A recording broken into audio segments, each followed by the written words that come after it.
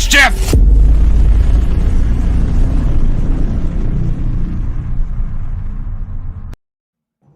Oh, yeah. Never gonna get old. Never, ever gonna get old. I don't know why I still do that live. I could just I could do it once. I could edit the video and just do it, and then it does the it magic every time. But I don't know why. I don't know why. I like doing that. I like getting. It's like anticipation. Yep. I'm anticipating it coming up, and I hit the unmute button, and I'm waiting, and I'm like, yeah. How are you doing tonight, brother? Not bad at all. How are you? I'm doing good. I'm doing a lot better than I was last week. Shit. Man. Well, I had a lot of fire the past couple days this week, so obviously you're doing better. Yeah, I feel better. Real throwdown like that in a while. Oh, I love it. I absolutely love it. I do. I love it. I love getting up, and I love doing that morning show. Good evening, everyone. Gap Stargate, Shane Nolan, the Catman, a.k.a. D.D. Myers. Good evening, Chris Persia, the Wrench of Wrenches, the Bash brother of the North. Deba, my brother from another mother. Purple Valkyrie, good evening, Purple. Mark, the infinitely tired, the Bash brother of the South, is here. Punk Waddle, and apparently Mark had one hell of a day because he needed to drink when he got home. I'm sorry, brother. Louise Sparrow. Good evening, Louise. DJ Ronnie G. Good evening. Good evening, everybody. Apollome's Minion. Good evening, Apollomy. How are you doing? I hope you're all having a great night. I hope you all had a great day and have had a great week. We're going to wrap things up tomorrow. 2 shows tomorrow. We've got me and Dave Bob in the morning and me and Mike. You got to be tired after those 2 shows. That's a lot of energy. That's a lot of energy. There's a lot of stuff to talk about too. Yeah. Oh yeah. A lot of stuff to talk about. Information to talk about. Yes, absolutely. Hello everybody out there. Go ahead. I'm just saying hello.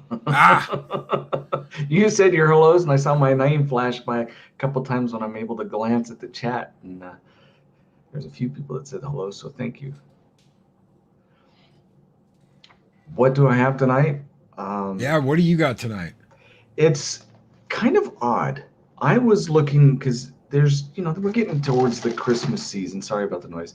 And I figured I'm going to look for Christmas ghost stories. And I was searching, and there are almost none from the United States or thereabouts.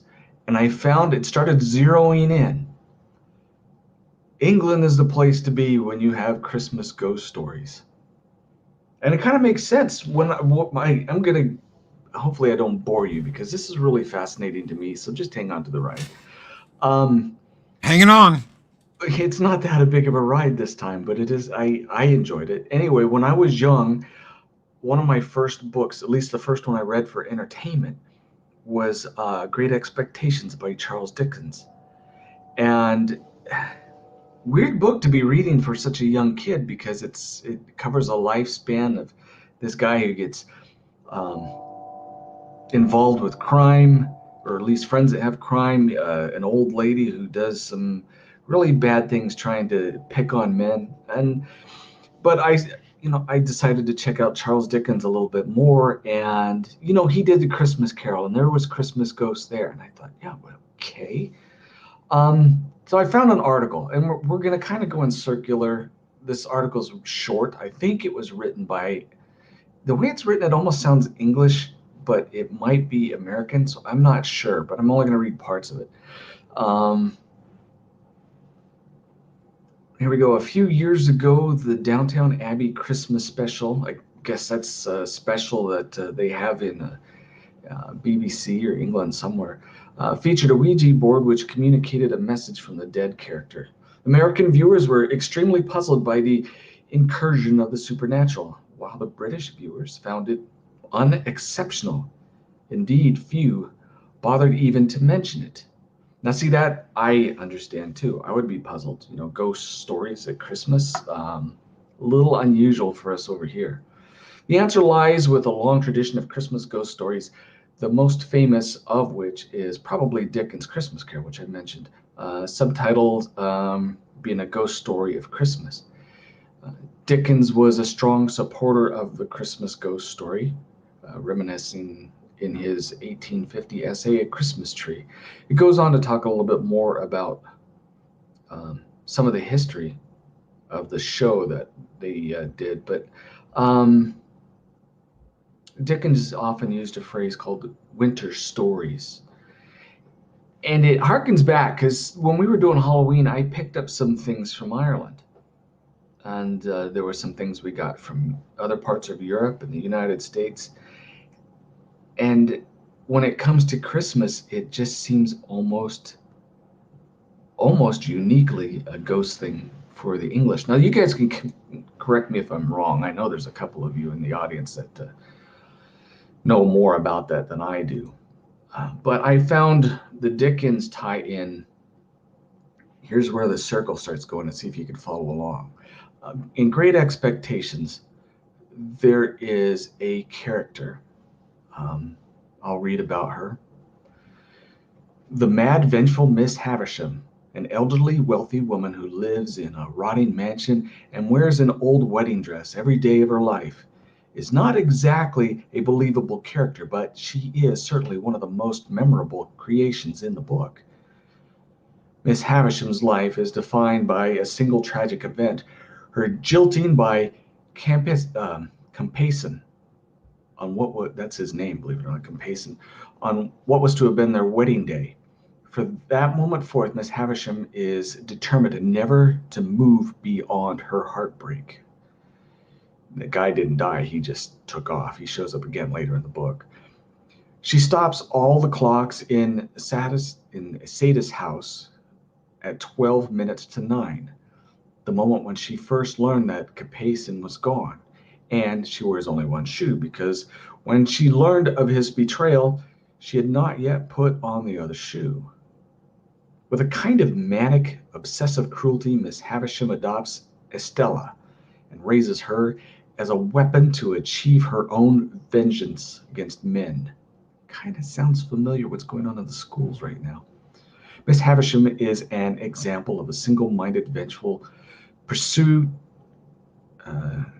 Miss Havisham and the people in her life suffer greatly because of her quest for vengeance.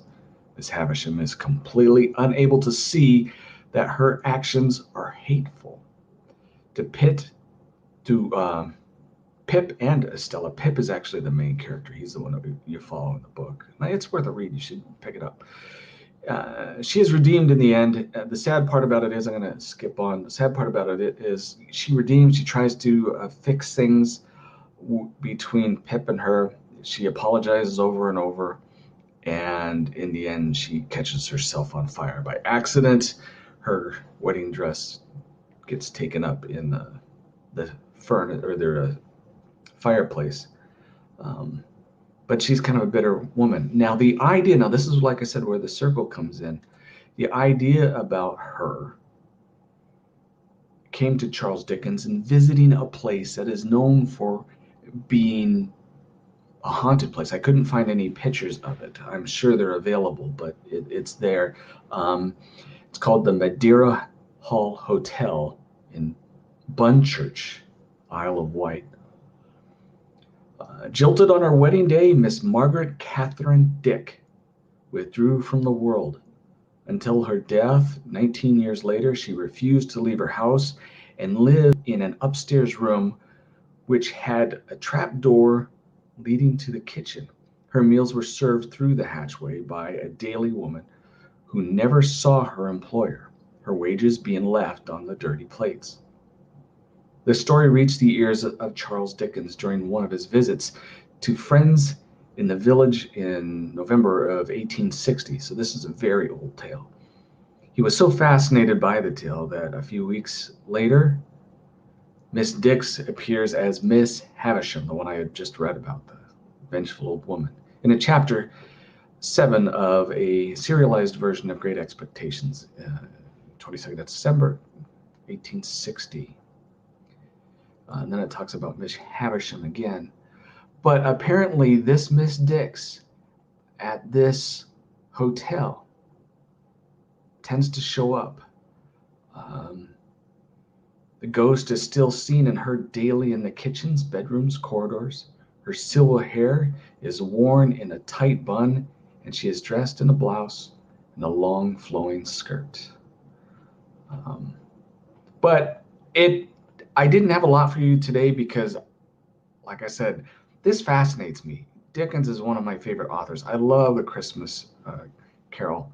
Um, so I was fascinated to find that his ghost stories are actually based on real ghosts, or those what people claim to be real ghosts. There's quite a few places in England that have ghosts that pop up. Coles Tump, Kelpeck, Hertfordshire has one. Ruins of Church of St. John Baptist, Botten, North Hampshire. These are all Christmas ghosts. They pop up at Christmas. They have little kids that run around. They have one of the headless horsemen, or not a horseman, but he's a headless ghost at St. John the Baptist in Botten.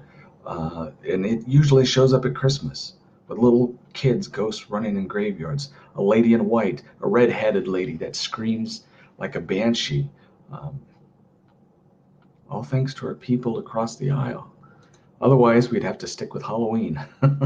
But thank you for indulging me. Like I said, I got sidetracked and I was really fascinated by this simply because my love of the author.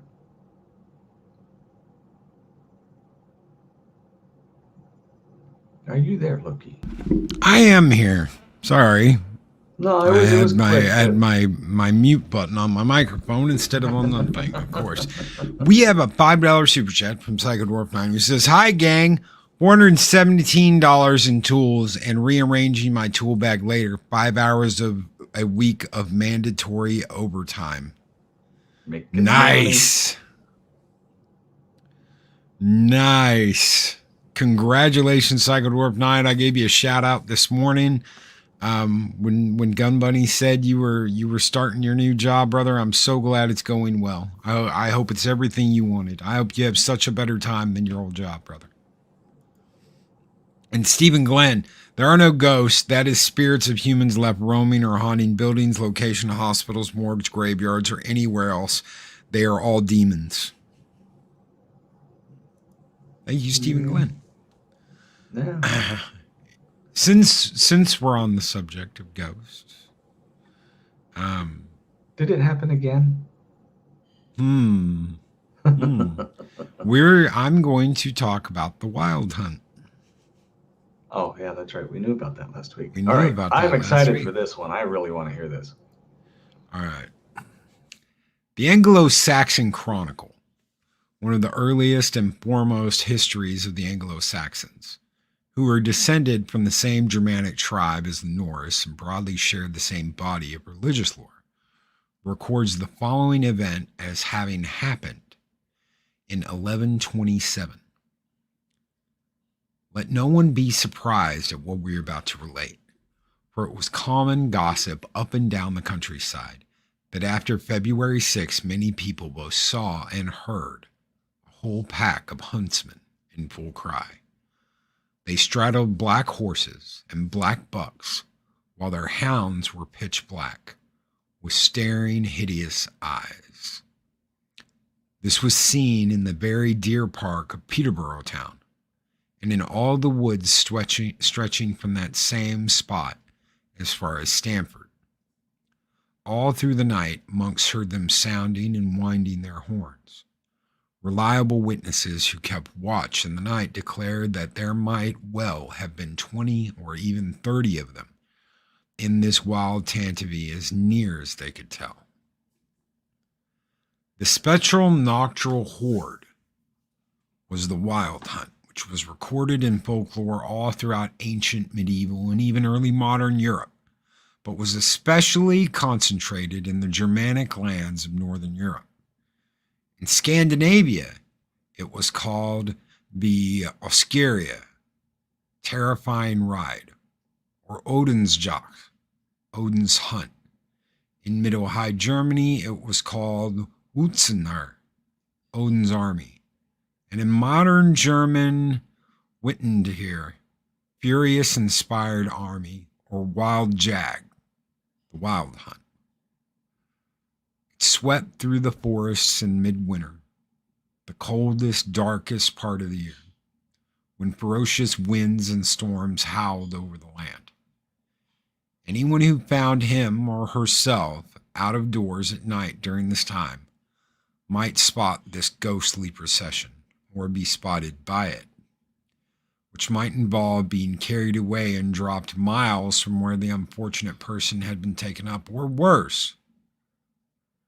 Others, practitioners of various forms of magic, joined in it voluntarily, as an intangible part of them, a soul, if you like, flew with the cavalcade while their bodies lay in their beds as if sleeping normally. Sometimes the members of the hunt entered towns and houses, causing havoc and stealing food and drink.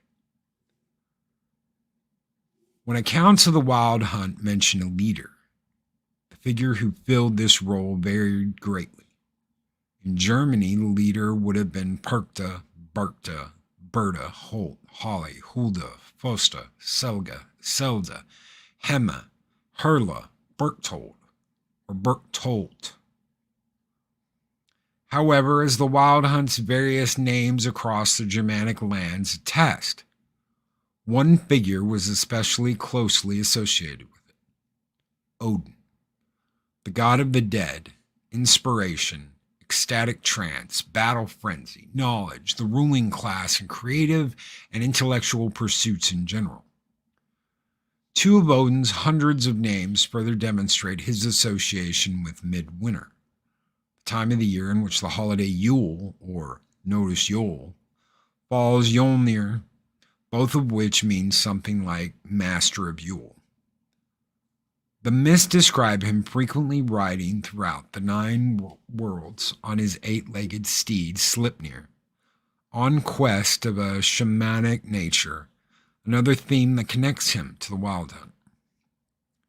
As H.R. Ellis Davidson put it, speaking of the manifestations of the wild hunt that continued well into the Christmas era, it was natural that the ancient god of the dead who rode through the air should keep a place in this way in the memory of the people. It reminds us of the terror which his name must once have inspired. In the body of lore surrounding the wild hunt, we find a number of themes that connect it powerfully with the dead and the underworld. For one thing, there's the ghostly character of the hunters and warriors themselves. Dogs and horses, animals that were closely associated with death, amongst a great many other things, were almost invariably present. In some accounts of the hunt, the riders can hardly, if at all, be distinguished from land spirits, who were themselves often conflated with the dead, as if the two were thought of as being in the same sense one and the same. Finally, for the ancient Germanic peoples, the worlds of the living and the dead were especially permeable during midwinter, which goes a long way towards explaining why this troupe of apparitions haunted the land during that particular part of the year. In the words of Claude Lecour, the wild hunt fell into the vast complex of ancient worship, the cult of the dead, who were the go-betweens between men and the gods. It was as if the very elements of winter, the menacing cold, the almost unrelenting darkness, the eerie, desolate silence, only broken by baying winds and galloping storms, manifested the restless dead. And the ancient northern Europeans, whose ways of life and worldviews predisposed them to sense spiritual qualities in the world around them, recorded the sometimes terrifying fruits of such an engagement with the enchanted world in their accounts of the wild hunt. Looking for more great information on Norse mythology, I have spent the last couple of days looking over as many of these stories and as much information as I could find. And I have to say that I believe that the wild hunt was a tradition that was carried on by people who were forbade their traditions. When the Scandinavians and the Germanic people gave up their, quote, pagan ways and joined Christianity, the Yule was a must for them to celebrate. It was something that they had to do. This was not something they were ever going to give up. It was not something they were ever going to let go of. Winter was the hardest time of the year for these people, and their traditions were paramount in their lives. Everything revolved around surviving winter. You worked all year to survive winter. You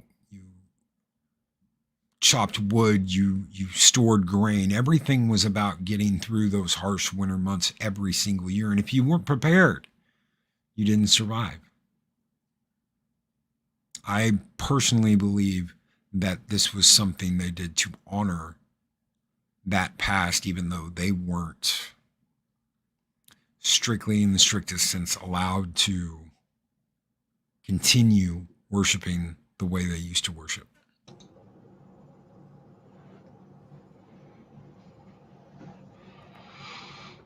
And God, we got done quick tonight. Yeah, no, mine was short too. I'm thinking,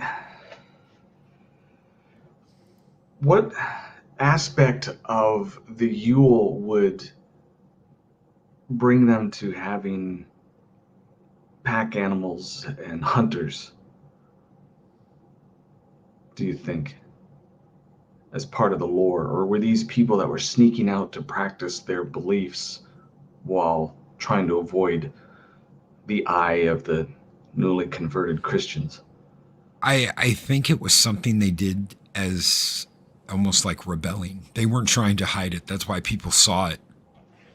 You know, you might get picked up and you might get dragged 10 miles down the road. Oh, you got to walk home. You were out late at night. It was something they did as a show of defiance. We're still here. We're still doing the things we cared about. I think it was all about defiance, sticking their nose up at the fact that they weren't allowed to do these things anymore. You got to think that when the Scandinavians converted to Christianity, there were very, very, very strict rules that they had to follow. There were things they were allowed and weren't allowed. And they had to change a lot of the ways that they did things and the things they did. Well, they were strong enough people to change the holiday for the Christians and to match it with the Yule. Yeah, and that was one of their big things. You will not get us, you will not get any of us if you do not incorporate Yule into a Christian holiday. Right. And of course, Yule being Christmas. Right. But it doesn't take away anything from Christianity, so it was a good merger, I think. Yes, it added to it. Yeah. I think it added to it. It added to it greatly. Absolutely. But those beliefs are being attacked again. Yes. Okay, that Santa Inc. or whatever that thing is, plus a whole bunch of other things. But still, no, that's it. If time travel was ever a real thing, where you can go and just observe, some kind of monitor or something. Yes. There is so much of that history that would be fascinating to watch. Yes. Things that we've lost. And to watch the wild hunt. To go back and see the Roman Colosseum. Go back and see the Roman Colosseum. Go back and look at the Roman Colosseum. Go look at Rome being created on the Rhine. Go back and look at the Scandinavians fighting the Romans. The Germanic hordes, that actually happened. And then those are your Vikings, those are your Germans, those are, Europeans. This was the Germanic horde that fought against Caesar. And they lost. You want to talk about, shield wall, Vikings, fighting, warrior tactics. These are all things that were passed down to them that they learned from the Germans or from the Romans. These are things they learned from the Romans. sacking, plundering, pillaging. This was stuff that they learned from the Romans. This is what the Romans did, and this is what the Romans taught them. And the Romans learned it from the Greeks. It's fascinating if you go back and you look, and most of the Greeks got their warrior training and spirits from the Spartans. You go back even further. Almost all of the tactics the Romans used in battle came from the Spartans. It came from the Greeks, but it came from the Spartans. The phalanx, all of that. It all came from the Greeks, learning it from the Greek, and then it got passed on to other people. That's still by the time used today with different machines and tactics. It's still the same idea, the shield and the spear. Only we use defensive measures with missiles as the spear. Same idea. I'm trying to remember. I'm losing my mind here. There's something wrong. And he's Loki. He never had a mind to begin with. Oh, I know. Hadrian's Wall. Hadrian's Wall. There were stories that they had no idea how this damn thing got made, and they had no idea who built it. Right. I mean, can you imagine that? Can you imagine that's the wall that runs down the spine of England? That's the Roman wall that was built. Could you imagine a people forgetting who built the damn thing? I can't imagine that. There were rumors that it was the Romans built it to keep out the Irish and the Scots. And the Romans built it. They found Roman coin. They found all kinds of Roman trinkets and stuff. That's incredible. It's absolutely incredible. Yeah. And then a people forgets where the hell it came from. Why? Because they were going through a dark age. When Rome fell, there was a dark age. Yeah. It's a whole new subject because I could get into like the megalithic things like this. Should we talk history? Stonehenge underneath Lake Michigan.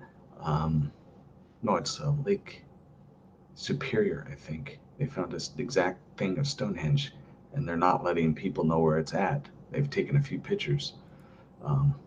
But the megalithic structures, who built those? Göbekli Tepe, the rest of it. Yeah. Anyway, sorry, sidetracked.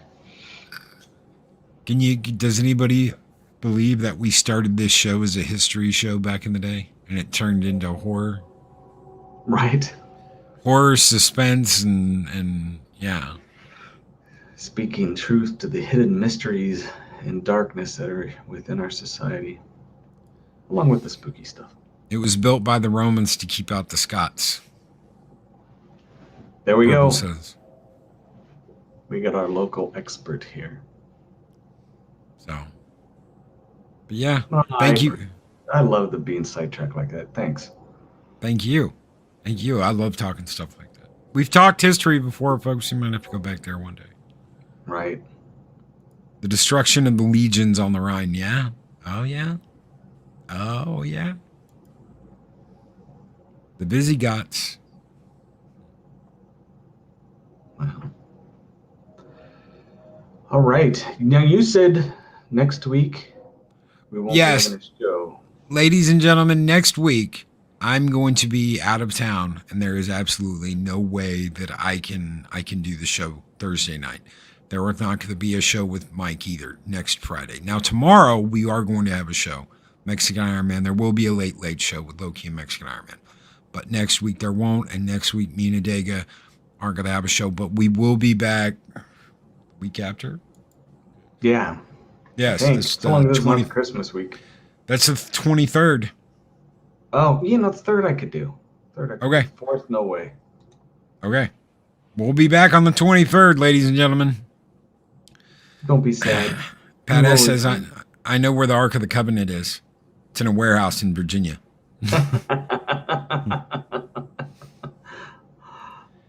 Egyptian battles. Yeah. Yeah, we're going to have to do a history show again. Maybe every once in a while, yeah. I still, you guys, some of you know me well enough. It's the megalithic stuff that really gets me, the old things. Yes. Like how the hell did they build it? Yeah, they keep saying the Sphinx was built by the Egyptians, but it wasn't. It was there long before them. The They've got Egyptians just came in and decided, you know what, we're going to put a graffiti over all this stuff that somebody else had done long before us. they proved that when the Sphinx was built, there was grass. Yep. Yep. There was grass all Used to around be a it. very wet area. Yeah, very what there's water levels. Mm-hmm. Yep, they can tell how much water it got exposed to. Yep, because the erosion on the Sphinx was done by rain. It's crazy. Yep. Well, another time. Chris Persia says next week I'm gonna have to do a replay to prevent a night without mischief. I could do a best of Adega again. You goof. Oh, everyone take care. Have a great one. We will see you all in the morning. Thank you, Adega, for being here. Thank you for doing this No with problem. me, brother. I enjoy this. I'm glad actually some people come and enjoy it as well. And like I said, I know I was sidetracked, but guess what? I like Charles Dickens, and you just have to put up with it. And Daybob says the Sphinx was built long before the Egyptians. Shane Nolan says water erosion. Yes. Pat S says night, kids. Night, everybody. Take care. Be excellent to each other. Always speak friend to enter. And I'll see you guys tomorrow morning. Bye-bye. These videos are tremendous. Like, comment, and subscribe, and hammer that notification bell. Or the Wild Hunt will get you.